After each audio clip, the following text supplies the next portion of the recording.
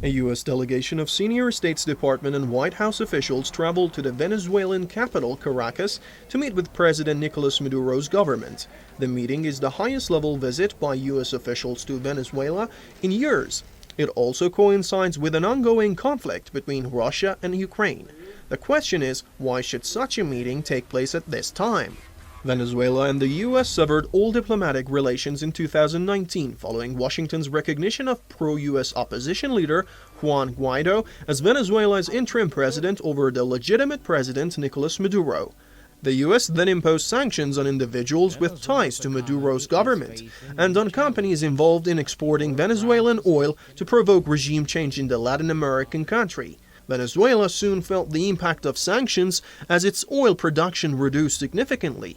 In response, Caracas turned to Russia as well as Iran and China for diplomatic and economic aid. Russian energy companies and banks have since played a major role in Venezuela's exporting of oil.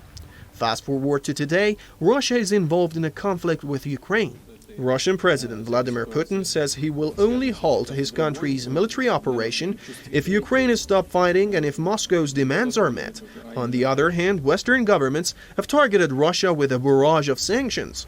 The U.S. has imposed a ban on the exports of specific technologies to its oil refinery sector. Washington has also blacklisted over a dozen of Russian entities with ties to the country's military and defense sectors. Meanwhile, European Union has excluded 7 Russian banks from the global SWIFT payment system. The bloc has also banned 2 major news networks, namely Russia Today and Sputnik. And Germany has decided to freeze the Nord Stream 2 project. In a bid to punish Russia for attacking Ukraine, the US and its allies targeted Moscow's oil and gas sector via sanctions. And countries like Venezuela are potential substitutes. In addition, while the war in Ukraine continues unabated, Washington is paying closer attention to Moscow's allies in Latin America. Current and former U.S. officials believe that's because Washington thinks they could become security threats if the standoff with Russia deepens. The U.S. is going to try to divide Russia from Latin America and the Caribbean. And interestingly enough, according to the White House itself, a lot of the sanctions imposed on Russia over this whole Ukraine nonsense are designed to target Venezuela, Cuba, and Nicaragua because those countries are also sanctioned by the US. And those countries are also dependent on Russia for aid. Russian support and aid is one of the main reasons why these countries have been able to overcome the sanctions to begin with. So in a sense, the US is targeting these countries indirectly by hitting Russia, and I think people are not going to fall for it.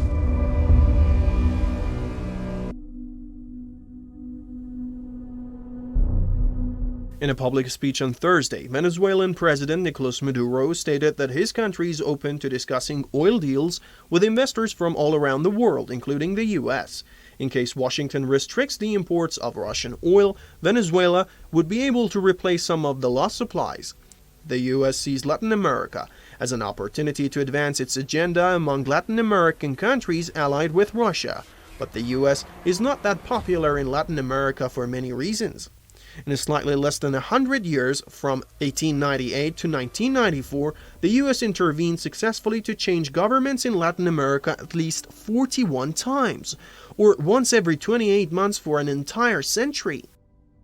The U.S. has launched a number of military coups to try to overthrow the left-wing government in Venezuela. It has used all diplomatic and sanction means to try to do so. None of this has worked because the Venezuelan government has the backing of the people and also internationally has the support of countries like Russia, Iran, China, Nicaragua, Cuba, and many others that stand in solidarity with the Venezuelan government. The United States has long interfered in the internal affairs of Nicaragua, a Latin American country it once occupied from 1912 to 1933 as part of the Banana Wars. Washington has imposed sanctions against Nicaragua's government and President Daniel Ortega's inner circle since 2018 when protests erupted in the country. Meanwhile, Cuba suffers from chronic shortages of electricity and food exacerbated by brutal U.S. sanctions. It also holds Washington responsible for stirring up violence in the country and blames its economic woes mainly on U.S. embargoes. And there is a long list of other countries in the region that have been victims of the US sanctions and its intervention in their domestic affairs. While Washington seeks to find a substitute oil producer to fill in the place of Russia to further pressure Moscow by imposing stricter sanctions on its oil and gas, US's dark history continues to haunt it. Will Putin's Latin American allies stay loyal to him, or will they forget all hardship the US has inflicted on their people for years?